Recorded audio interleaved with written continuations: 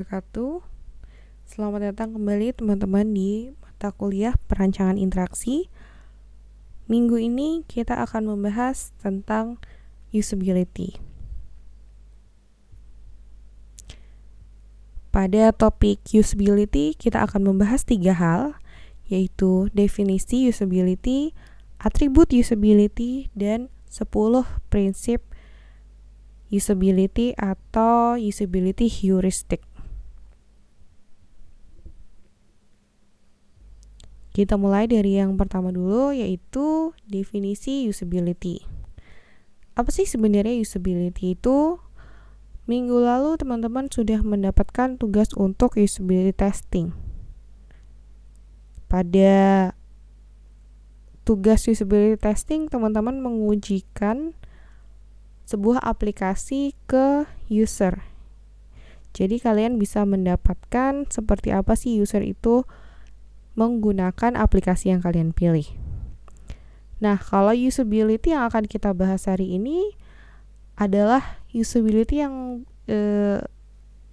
prinsip-prinsip usability yang harus dipenuhi oleh sebuah aplikasi. Nah, makanya kita pengen tahu dulu nih, definisi usability itu seperti apa.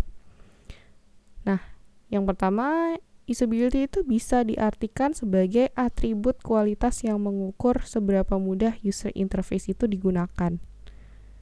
Jadi usability nanti bisa dipecah menjadi beberapa hal yang digunakan untuk mengukur seberapa mudah sih sebenarnya user interface itu digunakan.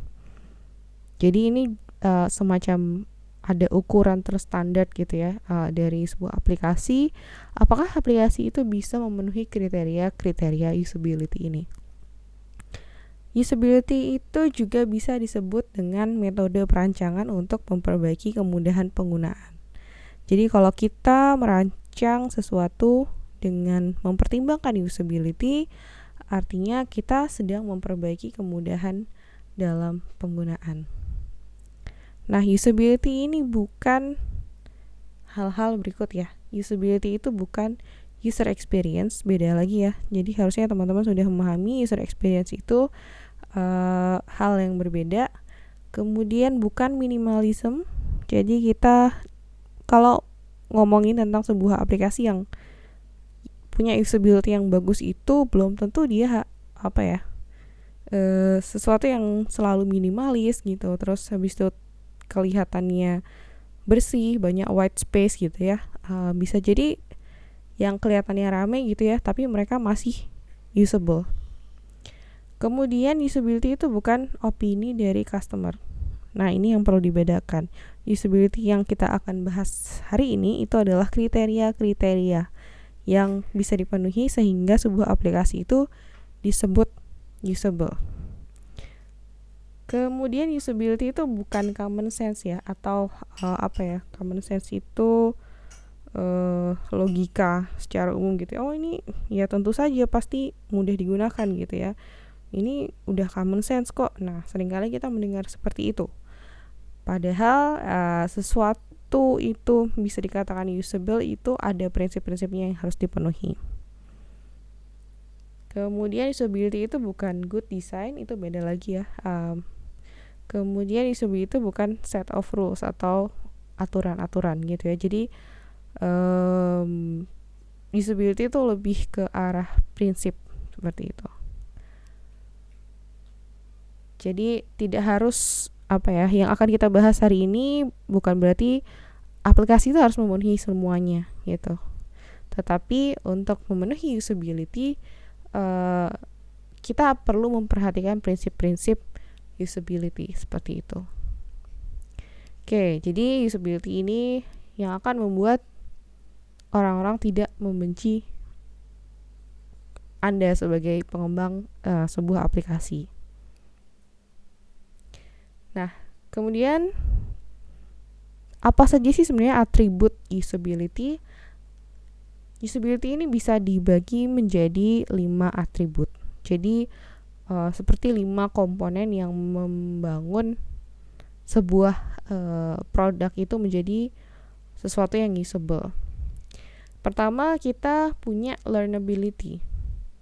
Ketika dia itu aplikasi itu mudah untuk menyelesaikan sebuah task untuk pertama kali, artinya dia memiliki learnability yang bagus. Jadi sebuah aplikasi itu mudah dipelajari. Kemudian yang kedua ada efisiensi, yaitu setelah user itu mempelajari sebuah konsep dari aplikasi tersebut, berapa lama waktu yang dibutuhkan untuk menyelesaikan tugas. Sebaiknya sebuah tugas itu bisa diselesaikan secepat mungkin, sehingga dia memiliki efisiensi yang bagus. Oke. Selanjutnya ada memorability, yaitu seberapa mudah mengerjakan tugas yang sama setelah tidak menggunakan sistem dalam beberapa waktu. Karena kita nggak mungkin menggunakan aplikasi itu terus-menerus ya. Kadang-kadang ada aplikasi yang kita pakai hanya sesekali saja. Walaupun memang ada aplikasi yang mungkin kita pakai sehari-hari. Tetapi aplikasi yang bagus itu walaupun kita sudah lama nggak pernah pakai, tapi ketika kita memakainya, kita masih ingat nih, caranya waktu itu seperti ini gitu. Kemudian yang keempat ada error. Jadi di sini kita membahas tentang seberapa banyak, seberapa parah, dan seberapa mudah memulihkan error yang terjadi dalam sebuah aplikasi. Tentu saja kita pengen menghindari error, sehingga ketika kita membahas usability dari sebuah aplikasi, kita melihat gitu ya, berapa kali sih user itu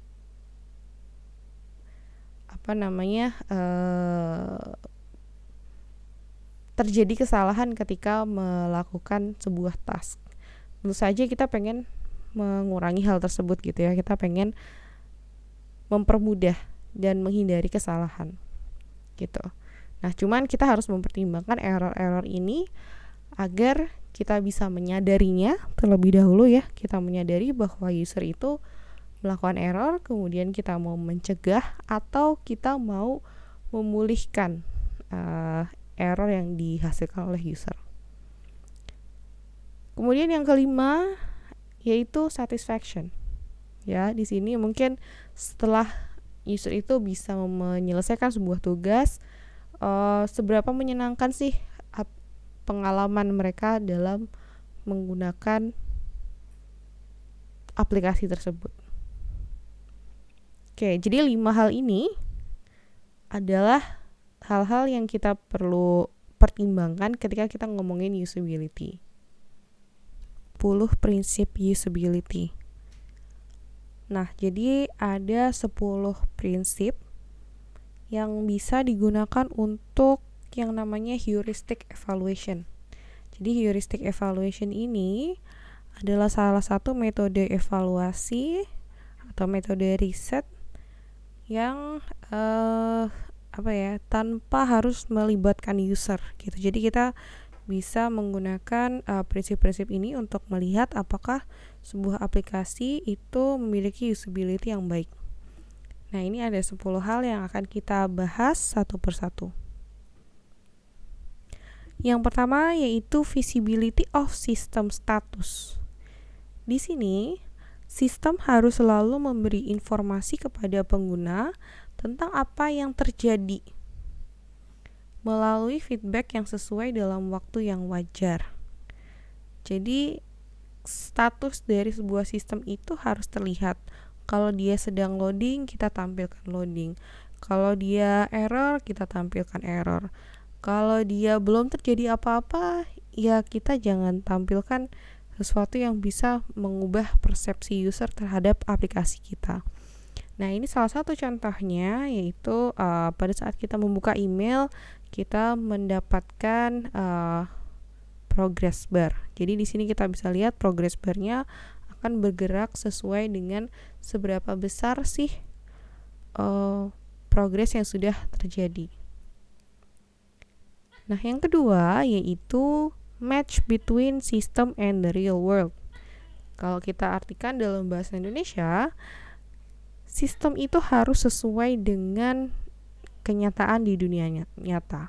Jadi jangan sampai kalau kita mengadopsi prinsip yang sama dari dunia nyata itu kita bawa di dunia digital itu dengan cara yang berbeda. Nah, ini artinya sistem itu harus menggunakan bahasa pengguna dengan kata-kata yang akrab bagi pengguna, bukan istilah yang berorientasi sistem. Jadi, kata-kata yang kita tulis di dalam aplikasi itu jangan terlalu asing buat user, apalagi user yang kurang paham teknologi, kurang melek teknologi gitu ya. Kemudian kita harus mengikuti apa yang ada di dunia nyata, membuat informasi muncul dalam urutan yang alami dan logis. Jadi sesuai dengan apa yang terjadi di dunia nyata gitu. Sebagai contoh, kalau teman-teman punya aplikasi Kompas gitu ya di dalam handphone kalian, itu Kompasnya juga seperti di dunia nyata gitu.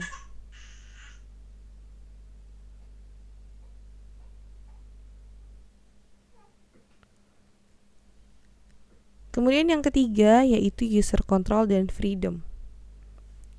Di sini user bisa melakukan sesuatu yang tidak sengaja ya. Kita harus memaklumi user itu pasti akan pernah melakukan kesalahan.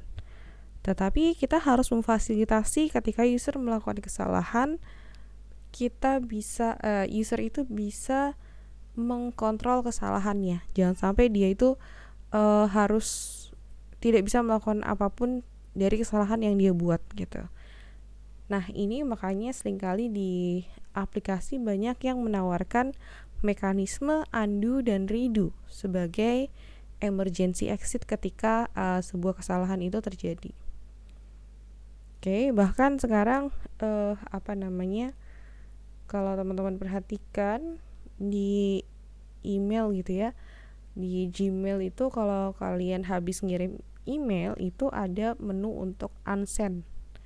Jadi kalau itu menghindari kalau kalian secara tidak sengaja mengirimkan email yang yang kalian tidak inginkan gitu. Nah, kalau contoh yang ini itu jika kalian tidak jadi attach file ini masih memungkinkan untuk cancel dan memilih tombol X ini.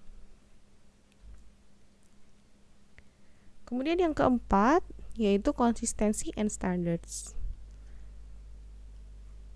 Dalam merancang sebuah aplikasi supaya lebih mudah diingat, supaya user lebih bisa paham, dan supaya aplikasi tersebut memiliki karakteristik yang kuat gitu ya, kita harus konsisten dalam pembuatan istilah, simbol, elemen UI di seluruh halaman aplikasi. Kemudian kita juga harus menggunakan simbol dan standar yang umum dikenal masyarakat gitu. Jadi jangan membuat sebuah icon yang terlalu misalkan kalian mau bikin sesuatu yang keren, sesuatu yang baru, belum pernah ada di aplikasi lain seperti itu ya. Itu kelemahannya nanti usernya malah bingung gitu dalam penggunaannya. Oke, nah ini sebagai contoh aplikasi dari Microsoft Word. Itu ketika kalian memindah toolbar, dia akan mengikuti style yang konsisten. Error. Lebih baik kita itu mencegah kesalahan daripada memperbaiki kesalahan. Karena kalau kesalahan itu terjadi dalam satu produk, mungkin nanti efeknya akan banyak sekali. Sebagai contoh, misalkan nanti terdapat data yang tidak valid, kemudian menghabiskan resource di aplikasi atau di sistemnya. Nah, itu akan banyak sekali kerugiannya, sehingga lebih baik kita mencegah kesalahan daripada memperbaikinya. Walaupun sebenarnya kita juga bisa nanti akan kita bahas ketika user melakukan kesalahan, kita bisa kasih bagaimana sih user itu memperbaiki kesalahannya. Nah, Untuk error prevention ini kita berusaha untuk menghilangkan kondisi-kondisi yang mana itu rawan kesalahan. Ya, jadi kalau misalkan kondisi yang penting, misalkan menutup aplikasi nih, padahal kita lagi ngedit sebuah formulir nih. Biasanya teman-teman kalau pernah ini ya, misalkan nutup browser padahal lagi ngisi informasi kartu kredit misalkan. Nah, itu seringkali kita ditanyain gitu ya, apakah kita yakin mau menutup halaman ini gitu. Nah, itu sebenarnya untuk menghindari menghindari kesalahan itu terjadi gitu ya. Kemudian nah itu tadi juga contohnya dengan cara memberikan opsi konfirmasi gitu ya. Kita memberikan konfirmasi apakah yakin kamu mau meninggalkan halaman ini, seperti itu. Kemudian tapi lebih baik lagi error prevention ini itu sebagai contoh ini membantu user itu memeriksa pengisian form misalkan. Form itu kan isiannya mungkin ada banyak, kemudian setiap text field itu ada aturan-aturan tertentu. Daripada user itu sudah mengisi sebegitu banyaknya, dia baru pencet kirim, baru ngerti kesalahannya. Lebih baik ketika dia mengisikan formulirnya kita berikan ini sudah betul atau belum gitu ya. Seperti contoh di bawah ini, kita memberikan feedback kepada user apakah yang dilakukan user itu sudah benar atau belum gitu. Nah, ini contohnya kita mengisikan password dan dia sudah sesuai gitu ya, sudah lebih dari 8 karakter, sudah memiliki uppercase dan lowercase, kemudian sudah memiliki minimal 1 angka.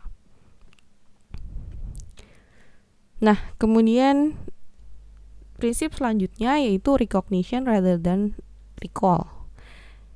Ini artinya lebih baik kita itu bisa mengenali. Recognition itu mengenali. Sementara kalau recall itu mengingat gitu ya. Jadi ketika kita membuka suatu halaman, walaupun kita nggak benar-benar ingat gitu ya, waktu itu ada button warna biru atau ada text field isian apa gitu ya, kita tidak perlu mengingat persis cara kerja sesuatu gitu ya, tapi kita bisa ngerti gitu ya, ketika kita ngelihat kita tahu apa yang harus kita lakukan. Nah, ini gimana caranya? Antara lain, letakkan hal-hal penting pada tempat dan waktu saat user membutuhkannya. Kemudian jangan memaksa user itu untuk mengingat dan kurangi beban user untuk mengingat. Nah, ini sebagai contoh, ketika kalian mengisikan sebuah formulir, kita bisa kayak ada suggestion gitu ya, atau saran gitu. Jadi baru ngetik S misalkan, kemudian ada keluar suggestionnya Sherlock. Kemudian karena kalian sebelumnya pernah mengisi formulir yang mirip, kemudian isiannya yang lain gitu ya, oleh Google Chrome ini bisa dibantu mengisi semuanya gitu. Misalkan alamat, kemudian kota, kemudian mungkin nomor handphone dan lain sebagainya. Nah, ini banyak sekali digunakan di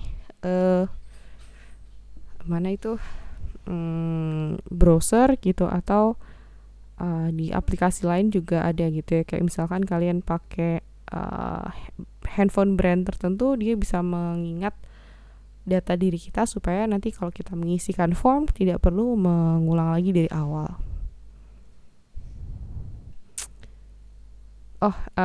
Kemudian saya mau menambahkan yang recognition rather than recall ini sebenarnya seringkali terjadi ketika kalian misalkan ditanya ini sama misalkan orang tua kalian gitu ya, gimana cara pakainya ini gitu ya. Kalian kalau disuruh menjelaskan gitu ya, kalian nggak bisa. Tapi ketika kalian melihat aplikasinya, kalian tahu apa yang harus dilakukan. Nah, itu mirip seperti itu gitu ya. Artinya si aplikasi tersebut itu memiliki memenuhi prinsip ini gitu ya. Ketika kalian melihat, kalian tahu apa yang harus dilakukan, tapi kalian nggak harus selalu mengingat gitu. Oke. Kemudian yang ketujuh yaitu flexibility and efficiency of use. Jadi di sini kita menawarkan fleksibilitas ke user. Jadi sebenarnya user itu berbeda-beda. Setiap orang memiliki mental model yang berbeda-beda juga. Nah, sehingga ketika kita meminta user itu untuk melakukan suatu task, itu sebisa mungkin kita kasih beberapa jalan gitu. Jangan hanya satu jalan aja. Ya, kita memfasilitasi dengan berbagai jalan untuk mencapai sesuatu. Kemudian yang efisiensi itu flexibility ya. Yang pertama ini flexibility. Kemudian efisiensi ini kita memfasilitasi user yang sudah expert supaya menyelesaikan sesuatu itu lebih cepat. Nah, di prinsip ini sebagai contoh misalkan dalam melakukan pencarian gambar, ada mungkin user yang bisa menuliskan secara detail ya, dia itu maunya apa, user experience gitu ya, cari gambar yang namanya user experience. Mungkin dia bisa menjelaskan gitu ya, ukurannya berapa, kemudian di halaman apa gitu ya. Tapi ada user juga yang dia cuman ngetik user experience tapi dia menggunakan filter, menggunakan sortir dan fitur yang lainnya gitu ya untuk memperrinci pencariannya. Nah, itu kita fasilitasi seperti itu. Oke. Nah, yang ke-8 yaitu aesthetics and minimalist design. Ini bukan berarti kita ya tadi yang seperti yang saya katakan, kita nggak harus selalu bikin aplikasi itu yang clean. Misalkan backgroundnya putih kemudian nggak ada garis-garisnya ya, itu sebenarnya bagus. Tapi sebenarnya inti dari prinsip aesthetics and minimalist design ini kita sebisa mungkin memberikan informasi yang betul-betul relevan terhadap user gitu ya. Jadi kita tidak mencantumkan hal yang sebenarnya user itu nggak butuh. Jadi pastikan apalagi di halaman awal, di halaman utama, di mana user itu mungkin beberapa detik pertama itu dia mempelajari gitu ya, gimana sih cara ini bekerja. Kalau user itu di waktu-waktu awal itu tidak bisa nangkep apa maksud dari produk ini, itu akan membuat selanjutnya akan kesulitan gitu. Atau mungkin dia pundung gitu ya, gimana sih ini, kemudian dia uninstall dan lain sebagainya gitu ya. Sehingga sebisa mungkin di halaman awal itu kita harus selalu memberikan informasi yang relevan. Jadi apalagi kalau kalian bikin website kan ada beberapa scroll ya, mungkin ada ada fold pertama gitu ya. Nah, itu harus dimanfaatkan sebaik mungkin supaya informasi itu relevan, kemudian mungkin navigasinya juga yang berguna bagi user gitu ya. Jangan sampai ada informasi yang nggak ada maksudnya seperti itu. Oke. Setiap unit informasi tambahan dalam suatu dialog akan bersaing dengan unit informasi yang relevan dan mengurangi visibilitas relatifnya. Jadi kalau kita mau menambahkan informasi tapi informasi tersebut nggak terlalu relevan, itu nanti dia akan mengurangi nilai kredibilitas dari aplikasi atau website kalian gitu. Nah, ini sebagai contoh seperti Google itu fungsi utama adalah pencarian, sehingga kalau kalian buka halaman utama di Google ya langsung ke ini ya, search bar gitu. Sementara yang lain mungkin ditampilkan lebih kecil. Jadi nggak ada hal-hal lain yang tidak diperlukan yang muncul di halaman utama. Kemudian yang ke-9 yaitu help users recognize, diagnose, and recover from errors. Jadi sebuah aplikasi ini kita harus bisa membantu user dalam mengenali mendiagnosa gitu ya, oh ini kesalahannya kenapa gitu ya, kemudian recover atau kembali lagi dari kesalahannya. Nah, caranya gimana? Pertama kita harus memberitahukan kalau misalkan user melakukan kesalahan gitu ya, itu kita kasih tahu kesalahannya gimana gitu ya. Pesan kesalahan itu harus dinyatakan dalam bahasa yang sederhana ya. Kalau kalian sering dengar ada kayak error 404 gitu ya, nah itu mungkin beberapa orang paham gitu ya maksud dari itu, tapi mungkin sebagian besar orang nggak akan ngerti itu maksudnya apa gitu ya, walaupun ada orang yang ngerti. Jadi bisa mungkin kita pakai bahasa yang sederhana. Kemudian kita bisa menunjukkan masalah yang tepat. Oh, permasalahannya seperti ini nih gitu. Misalkan di sini nih error, something went wrong, don't worry, your files are still safe gitu ya. Mungkin di sini nggak dijelaskan kesalahannya kenapa gitu ya. Tetapi dia meyakinkan user bahwa filenya itu tetap aman gitu.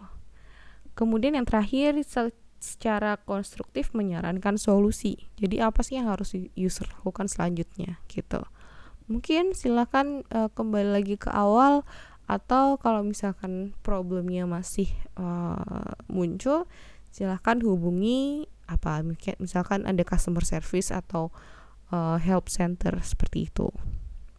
Oke, nah ini sebisa mungkin ketika ada kesalahan kita memberitahukan kepada user dengan bahasa yang mudah dipahami, tidak membuat user takut, dan memberikan saran yang tepat gitu ya. Kemudian yang terakhir yaitu help and documentation.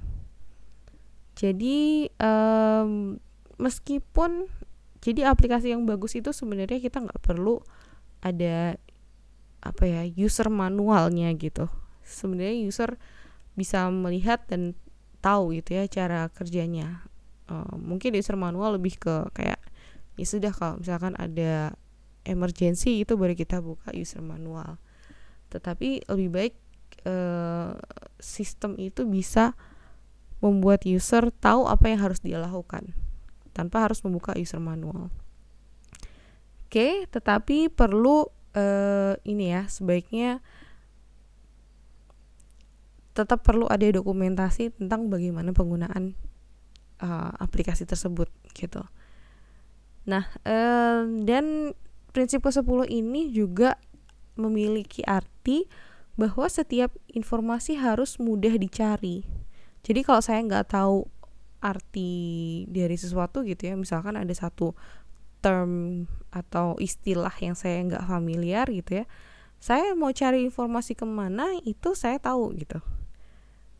Atau mungkin ada proses yang baru nih gitu ya, informasinya tentang proses tersebut itu harusnya saya bisa ngerti cara dapetinnya gimana, seperti itu. Oke, jadi setiap informasi tersebut harus mudah dicari, difokuskan pada tugas pengguna, kemudian bisa merinci langkah konkret yang harus dilakukan dan tidak terlalu sulit dikerjakan. Jadi sebagai contoh, kita misalkan meminta user untuk mengisikan sebuah form. Nah, supaya lebih jelas, kita tuh pengen sebenarnya user itu mengisikannya caranya gimana agar dia nggak ngasal ngisinya, misalkan seperti itu. Ya kita belikan kayak semacam tooltip. Jadi ini ketika di mouse over atau diklik gitu ya, akan muncul petunjuk bagaimana penggunaannya gitu. Tapi mungkin kalau misalkan sesuatu yang udah obvious gitu ya, ini nggak perlu ditampilkan. Nah ini cuman user itu tahu gitu loh kalau dia butuh mencari informasi, oh ini harusnya gimana gitu ya, dia tuh tahu harus kemana. Oke, untuk materi minggu ini sampai sini saja. Terima kasih, selamat pagi, siang, sore, dan malam. Sampai jumpa lagi. Wassalamualaikum warahmatullahi wabarakatuh.